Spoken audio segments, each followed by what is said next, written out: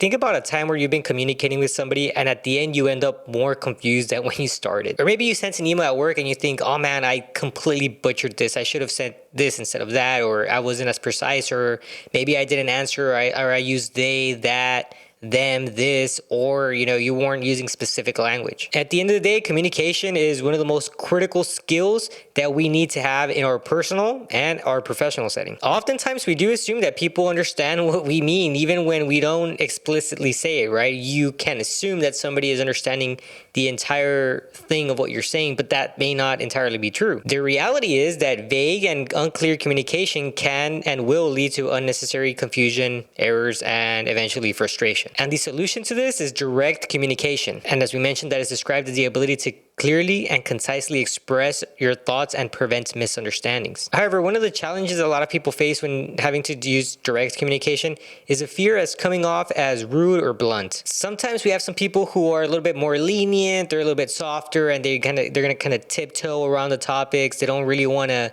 address the situation at hand. Or maybe they'll use examples or roundabout ways instead of just being direct. Like instead of saying, hey, you shouldn't have done X, Y, and Z, they'll say, hey, did you know that my boss said this way of doing it is a little bit worse? Or, hey, you know what, it was brought up to me by somebody else that you shouldn't do this. They end up using loopholes or ways instead of just directly telling the employee.